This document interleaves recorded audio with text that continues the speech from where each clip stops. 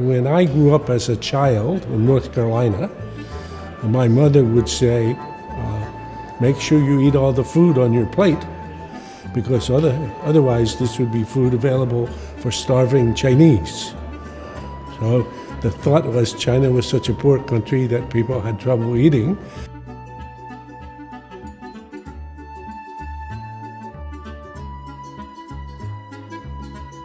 Well, China was a very poor country. China was actually a very poor country up until the 1990s even.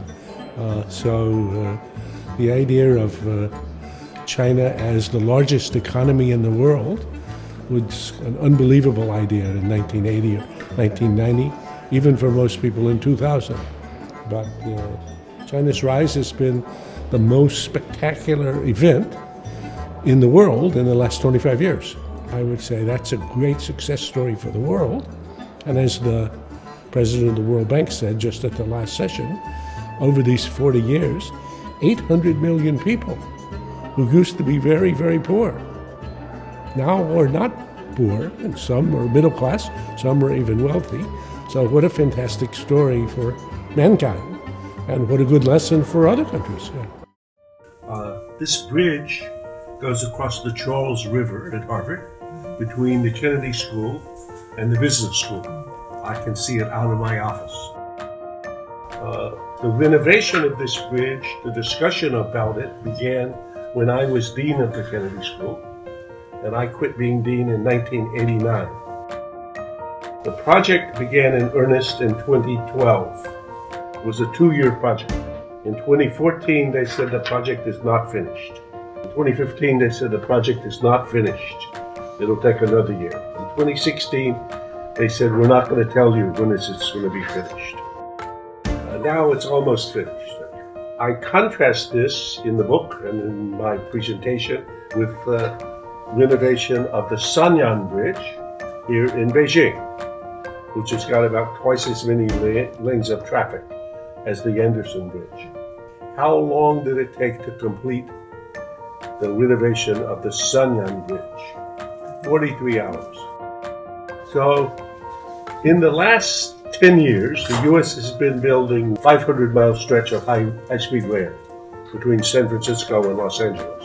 It was supposed to be finished by 2017, and many people think the answer is never going to be finished. So in those 10 years, how much high-speed rail did China lay down that's working today?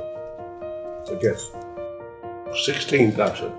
And before the 500 miles is finished in the U.S., how much more will be in China? Another 16,000, at least. So, in my book, Destined for War, I have in the first chapter called The Rise of China. And I give a short version of a quiz that I give to my students at Harvard. And the question for the heading is called, When Could China Become Number One? And students guess 2030, 2040, and then I show them a second chart which says already. China is already number one. So not only rival the US, but surpass the US, including as the largest economy in the world, when measured by the best yardstick for comparing national economies, purchasing power parity. And then I'll give a little bit more details. So for me, the tweet size, the big geopolitical event of the last 25 years has been the rise of China. Never before has a nation risen so far, so fast, on so many different dimensions. In the book, I quote former Czech President Havel, who says, things have happened so fast, we haven't yet had time to be astonished. Is Thucydides' trap, which is a concept that I coined about 6 years ago, that's made itself rapidly into the policy mainstream.